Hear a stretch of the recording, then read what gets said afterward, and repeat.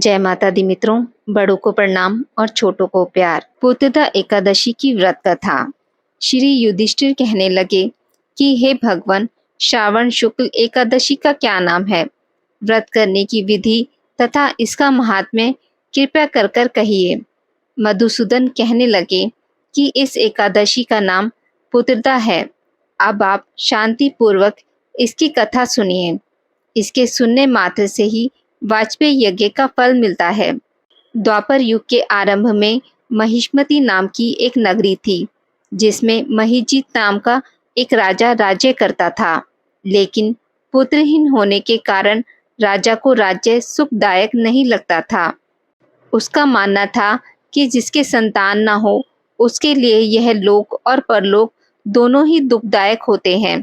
पुत्र सुख की प्राप्ति के लिए राजा ने अनेक उपाय किए, परंतु राजा को पुत्र की प्राप्ति नहीं हुई।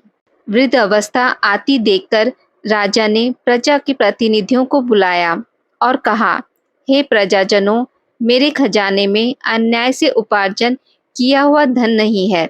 न मैंने कभी देवताओं तथा ब्राह्मणों का धन छीना है। किसी दूसरे की धरोहर भी मैंने नहीं ली।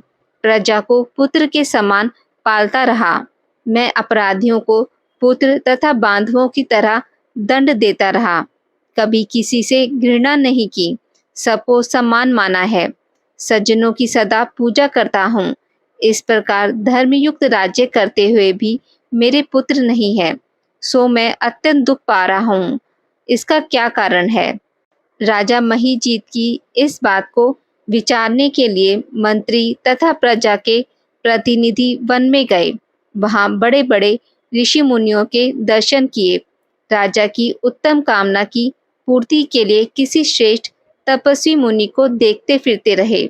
एक आश्रम में उन्होंने एक अत्यंत वयोवृद्ध धर्म के ज्ञाता, बड़े तपस्वी, परमात्मा में मन लगाए हुए, निराहार, जितेंद्रिय, जितात्मा, जित क्रोध, सनातन धर्म के गुण तत्वों को जानने वाले, समस्त शास्त्रों के ज्ञाता महात्मा लोमश मुनि को देखा, जिनका कल्प के व्यतीत होने पर एक रोम गिरता था।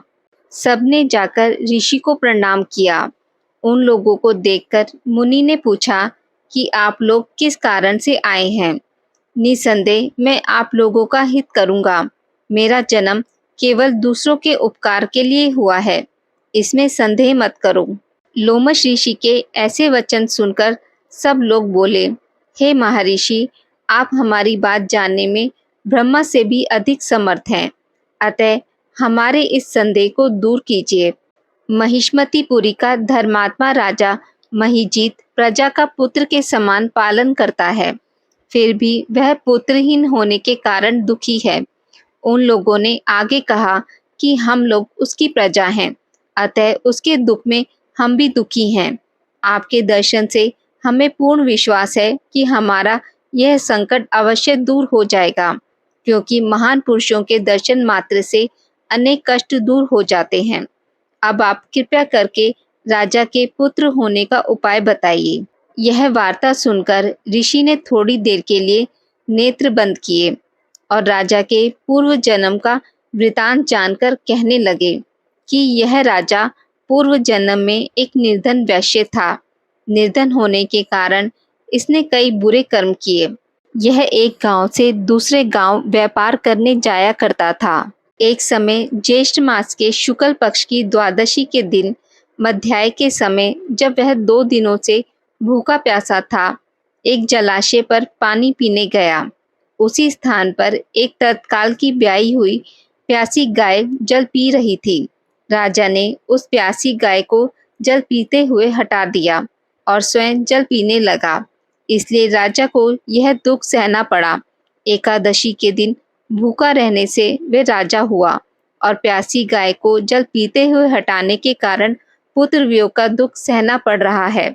ऐसा सुनकर सब लोग कहने लगे कि हे ऋषि, शास्त्रों में पापों का प्रायश्चित भी लिखा है, अतः जिस प्रकार राजा का यह पाप नष्ट हो जाए, आप ऐसा उपाय बताइए। लोमश मुनि कहने लगे कि श्रावण शुक्ल पक्ष की एकादशी को, जिसे पुत्रदा एकादशी भी कहते हैं, तुम सब लोग व्रत करो और रात्रि को जागरण करो तो इससे राजा का यह पूर्व जन्म का पाप अवश्य नष्ट हो जाएगा। साथ ही राजा को पुत्र की अवश्य प्राप्ति होगी। लोमश ऋषि के ऐसे वचन सुनकर मंत्रियों सहित सारी प्रजा नगर को वापस लौट आई। और जब श्रावण शुक्ल एकादशी आई तो ऋषि की आज्ञा अनुसार सबने पुत्रदा एकादशी का व्रत और जागरण किया। इसके पश्चात द्वादशी के दिन इसके पुण्य का फल राजा को दिया गया।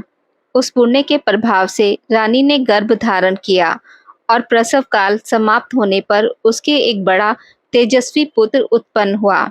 इसलिए हे राजन, इस श्रावण शुक्ल एकादशी का नाम पुत्रदा पड़ा। अतः संतान सुख की इच्छा हासिल करने वाले इस व्रत को अवश्य करें।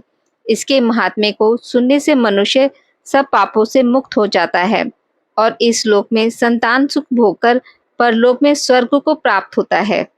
आज की इस वीडियो में बस इतना ही। मित्रों, अगर आपको मेरी वीडियोस पसंद आती हैं तो इसे लाइक और शेयर ज़रूर करें और पूजा पाठ से जुड़ी जानकारी के लिए मेरे चैनल को सब्सक्राइब करना ना भूलें। धन्यवाद।